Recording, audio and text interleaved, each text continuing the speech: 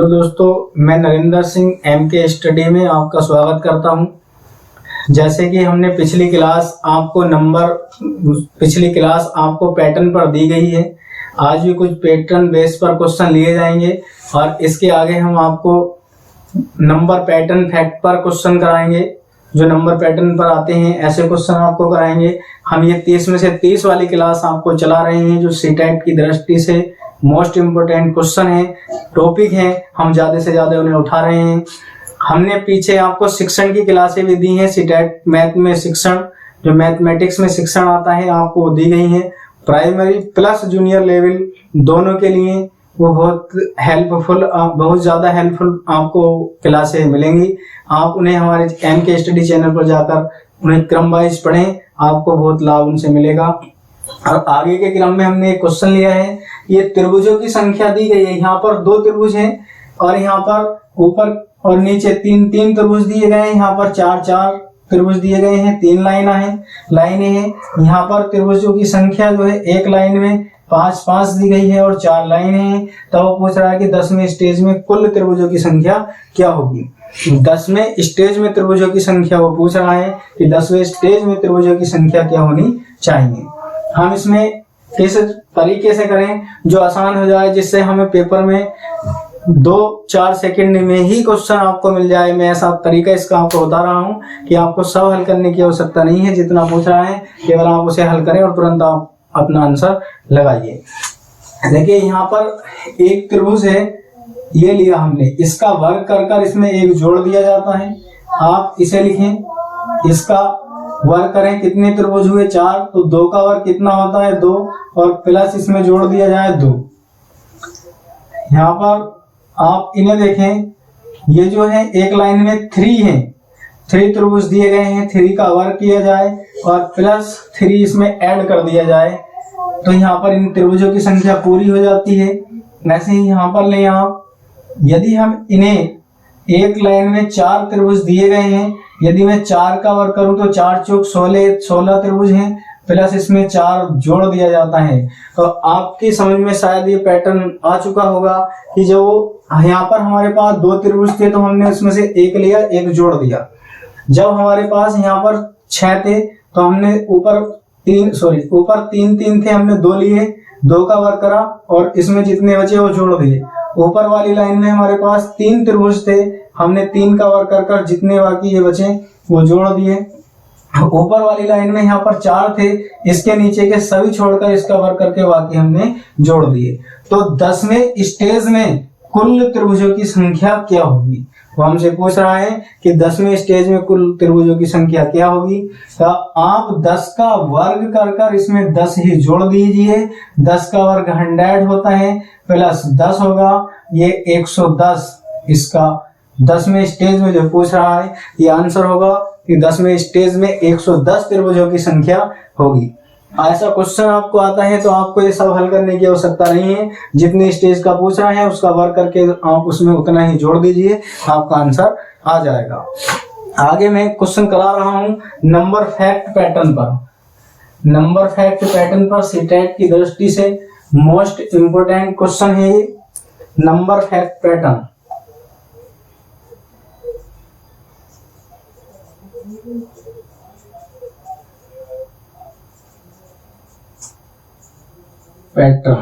Number fact pattern पर एक question हम ले रहे हैं। यदि क्वेश्चन में दिया गया है 1 और इसकी मल्टीप्लाई दी गई है 1 से, तो इसके बराबर दिया गया है 1 to 1। आपको ये दिया गया है। ऐसे एक स्टेप आपको दिया गया है 1 1 1 1 1 1 और आपसे इसके बराबर दे रखा है 1 2 3 और 2 3 तो यहाँ पर आएगा 2 1। ऐसे ही क्वेश्चन यहाँ पर दिया गया है। ये सीटेट में पूछे जाने वाले क्वेश्चन है। 4 इंटू ये 4 दिए गए हैं, 4 1 1 है, तो यहाँ पर 1 2 3 4 और यहाँ पर आएगा 3 2 1। आपसे पूछा जाता है इससे आगे कि 1 1 1 1 1, ये 5 बार 1 1 है। इसमें आपसे पूछा जाता है कि इसकी वैल्यू क्या होगी। तो इसकी वैल्यू क्या होगी ये आपसे पूछा जा रहा है। यहाँ पर ऐसे क्वेश्चन मार्क है इसके स्थान पर। तो आप क्वेश्चन देखें, क्वेश्चन में जब 1 1 दो बार था, 2 बार 1 1 दिया गया है और 2 बार से ही मल्टीप्लाई दी है, तो हमने इसे ऐसे लिखा 1 2 और फिर इसके पीछे वापस जो शुरू में आया था वो हमने यहाँ पर ले लिया। जब 3 बार 1 1 था, 3 बार 1 1 लिखा गया, तो हमने 1 से 3 तक के नंबर्स लिखे, 1 से 3 तक गिनती लिखी और फिर पहले वाले 2 का उल्टा करना शुरू कर दिया। 1 2 सॉरी 1 3 को छोड़कर 2 1 लिखा गया है यहाँ पर। फिर जब 4 बार 1 4 टाइम 1 1 दिए गए थे, तो हमने 1 से 4 तक गिनती लिखी, नंबर्स लिखे। फिर 4 को छोड़कर जो लास्ट वाला नंबर होता है उसे छोड़ देते हैं और बाकी को उल्टा लिखना प्रारंभ कर देते हैं। इसी प्रकार ये 5 टाइम 1 1 दिया गया है, 5 टाइम 1 1 से इसकी मल्टीप्लाई की गई है, तो हम यहाँ पर 5 टाइम 5 तक गिनती लिखें, 1 2 3 4 5 और लास्ट वाले नंबर को छोड़कर बाकी को उल्टा लिखना प्रारंभ कर दें, 4 3 2 1। और ये जो पूछ रहा है ये इसका आंसर होगा। जो 5 टाइम 1 1 दिए गए थे इसकी मल्टीप्लाई भी 5 टाइम 1 1 से हो रही है, तो वो पूछ रहा था कि इसके स्थान पे क्या लिखें। आप ऊपर से पैटर्न पकड़ना स्टार्ट करें, जो ऊपर से पैटर्न आ रहा है आप उसे समझें, ये हल गुणा के चक्कर में ना पड़े, गुणा करेंगे तो गलत आएगा। ये इसका जो आंसर वहां पर पेपर में होगा वो आपको ऑप्शन में नहीं मिलेगा यदि आप इसकी मल्टीप्लाई करना प्रारंभ कर देते हैं। तो यदि आप इस पैटर्न को समझे, क्योंकि ये नंबर फैक्ट पैटर्न है, नंबर फैक्ट पैटर्न पर हर बार क्वेश्चन पूछे जाते हैं, इसलिए हम आपको इसे करा रहे हैं। कोई ना कोई क्वेश्चन जरूर देखने को मिलेगा, आप इसे ध्यान पूर्वक पढ़ें कि इसमें से किस प्रकार क्वेश्चन पूछा जाता है। देखो, जब दोबारा मैं रिपीट कर रहा हूं, जब 2 बार 1 1 दिया गया था, 2 टाइम्स 1 1 था और इसकी 1 1 की ही मल्टीप्लाई 1 1 से की गई थी 2 टाइम, तो हमने 1 2 लिखा।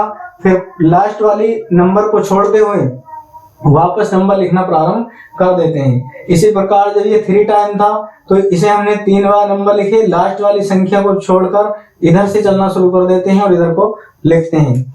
ऐसे ही यहाँ पर जब ये 4 टाइम था तो 4 तक नंबर हमने लिखे, लास्ट वाली संख्या को छोड़कर इधर को चलना प्रारंभ हम कर देते हैं यहाँ से। वैसे ये 5 टाइम 1 1 था और 5 टाइम 1 1 से इसकी मल्टीप्लाई थी, लास्ट तक हमने 5 तक गिनतियां लिखी और लास्ट वाली टर्म्स को छोड़कर इधर को चलना प्रारंभ कर देते हैं और इसका आंसर हमें मिल जाता है। ऐसे आप थोड़ा माइंड इसमें लगाएंगे, पैटर्न को समझेंगे, पैटर्न क्या बनाया जा रहा है, तो आप आसानी से क्वेश्चन कर पाएंगे, वरना ये मल्टीप्लाई से आंसर नहीं आ पाएगा जल्दी से, इतनी आसानी से नहीं आएगा। एक क्वेश्चन और मैं उठा रहा हूं, इसमें पैटर्न के आधार पर ही क्वेश्चन है ये भी जो हम लिख रहे हैं। यहाँ पर क्वेश्चन कह रहा है कि यदि हम, क्वेश्चन ये है कि यदि 9 की मल्टीप्लाई 11 से करें तो दिया गया है 99। ये दिया गया है 9 की मल्टीप्लाई 11 से करें तो 9 दिया गया है, और यदि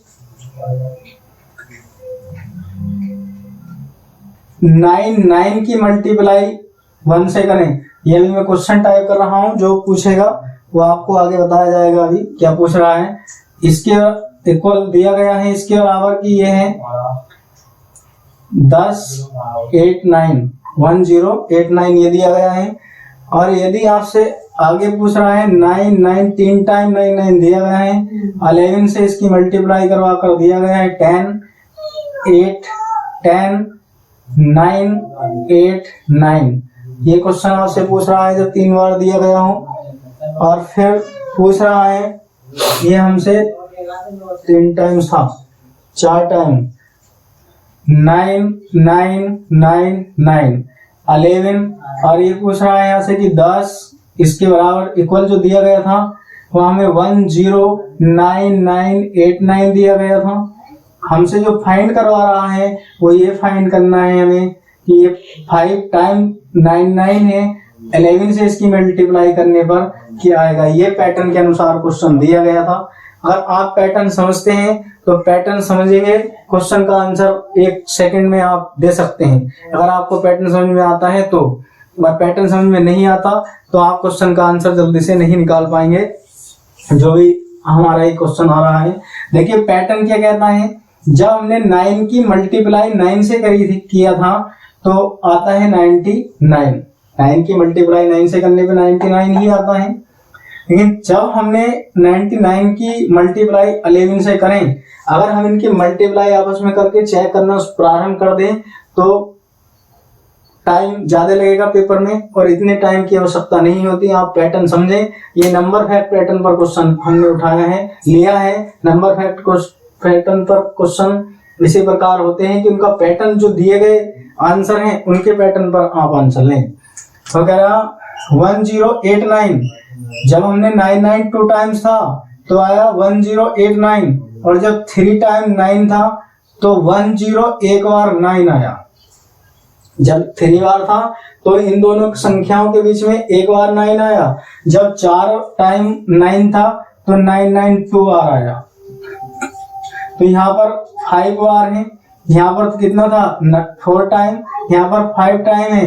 तो यहाँ पर जो आना चाहिए इसका आंसर 109989। इस पैटर्न के आधार पर, जो पैटर्न चल रहा है इस पैटर्न के आधार पर इसका जो आंसर होगा वो ये होगा 109989। इसका आंसर आना चाहिए। ये नंबर फैक्ट पर क्वेश्चन चल रहे हैं, आप इन क्वेश्चनों को ध्यान से पढ़ें। ऐसे ही क्वेश्चन आपके यहाँ पर आते हैं, मैं और क्वेश्चन ले रहा हूँ। इसके अनुसार जो भी फैक्टर क्वेश्चन है, नंबर पैटर्न पर क्वेश्चन दिए गए हैं, मैं ऐसे क्वेश्चन ले रहा हूँ जो सीटेट में पूछे जाते हैं। क्वेश्चन कह रहा है कि यदि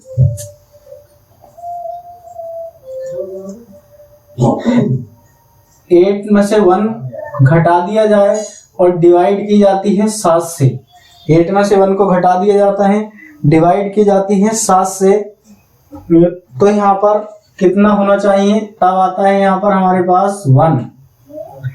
यदि हम 8 में से घटा देते हैं 2 को और डिवाइड करते हैं 7 से तो आता हमारे पास 1 2। यदि हम 8 में से घटा देते हैं 3 को और डिवाइड करते हैं 7 से तो हमारे पास आता 1 2 3। यदि 8 में से घटा देते हैं 4 को और डिवाइड करते हैं 7 से तो हमारे पास आता है 1 2 3 4। आप पैटर्न समझ चुके होंगे क्योंकि क्वेश्चन ही मैं आपके सामने टाइप कर रहा हूं। यदि हम 8 में से 5 को घटा दें और डिवाइड करें 7 से तो कितना आना चाहिए? केवल पैटर्न पर क्वेश्चन है। पैटर्न अगर आप समझते हैं तो क्वेश्चन का आंसर अब तक दे चुके होंगे आप, क्योंकि क्वेश्चन ही इतना आसान बना दिया है मैंने। आपके सामने क्वेश्चन लिखा है, आपने अगर समझा होगा कि क्वेश्चन में क्या कह रहा है, क्वेश्चन क्या कहना चाह रहा है, तो आपकी समझ में जरूर क्वेश्चन आया होगा कि ये क्या है। इसमें से हम देखो ये जो पैटर्न चल रहा है इसके अनुसार लेंगे। 8 में से 1 घटाते हैं और 7 से डिवाइड तो 7/7 आएगा, 1 बचता है। यदि हम 8 में से 2 घटाते हैं, ये बात तो सत्य है कि इतना बचता है, परंतु जब हम 8 में से 2 घटाते हैं तो हमारे पास 6 बचता है और 7 से डिवाइड करते हैं। तो अब ये जो यहाँ पर 12 दिया गया है, जो 12 दिया गया है, अब ये नहीं आएगा। इसलिए पैटर्न पर, ये पैटर्न समझे, पैटर्न पर हम नंबर फैक्ट पैटर्न पर क्वेश्चन चला रहे हैं। जब हमने 1 घटाकर 7 से डिवाइड किया 1 आया। जब हमने इसमें से 2 घटाया तो हमने 2 तक लिखा। जब 3 घटाया तो 1 2 3 लिखा, और जब 4 घटाया तो 1 2 3 4 तक पहुंचे हम। और जब 5 घटाएंगे तो 1 2 3 5 तक जाएंगे, 1 2 3 4 5 तक जाएंगे। ये पैटर्न पर क्वेश्चन था। लगातार पैटर्न आपके बन रहे हैं। पहले हमने इसमें से 1 घटाकर 7 से डिवाइड किया तब तो 1 आ रहा है, लेकिन आगे वाले जो संख्या दी गई है 8 में से 2 घटाकर 7 से डिवाइड करने पर 12 नहीं आता है। ये पैटर्न पर क्वेश्चन हुआ। जब इसमें से आप 2 घटाएंगे तो आप पैटर्न जो चल रहा है इसका पैटर्न केवल इन संख्याओं के आधार पर चल रहा है जो हमने ये वाली संख्याएं ली है। यहाँ पर 1 घटाने पर 1 आता है, 2 घटाने पर आया 1 2, और 3 घटाने पर 1 2 3, 4 घटाने पर आया है यहाँ पर 1 2 3 4, और लास्ट में जो हमसे पूछ रहा था 5 घटाने पर 1 2 3 4 5 आएगा। आप हमें बताएं कमेंट कर कि हमारा प्रयास कैसा रहा, क्लास कैसी रही। ऐसे फैक्ट के क्वेश्चन आते हैं और आगे जो भी न्यूमेरिकल सीटेट में पूछे जाते हैं हम आपको इसी तरह प्रैक्टिस के माध्यम से बताते रहेंगे। आप इन्हें ध्यानपूर्वक पढ़िए। ये 30 में से 30 की क्लास हम चला रहे हैं। इनमें से क्वेश्चन निश्चित ही आएंगे। जिस दिन आप पेपर में बैठेंगे, जो भी हमारी क्लास से पढ़ रहे हैं, हमसे पढ़ रहे हैं, हमारी क्लास देख रहे हैं, आपको खुद लगेगा कि हाँ हमने कुछ पढ़ा है। जो मैथ की 30 में से 30 वाली क्लास चला जा रही है, आपको 30 में से 30 नंबर देखने को उसमें मिलेंगे। इतने इम्पोर्टेंट टॉपिक हम उठा रहे हैं। वीडियो को हमारी लाइक करें। जो भी जैसा प्रयास हमारा रहा, आप हमें कमेंट कर बताएं, कमेंट करें। आगे किस टॉपिक के न्यूमेरिकल पर आपको वीडियो चाहिए वो भी आप हमें कमेंट करें। हमारे यूट्यूब चैनल MK स्टडी को सब्सक्राइब करें। आज के लिए इतना ही। जय हिंद।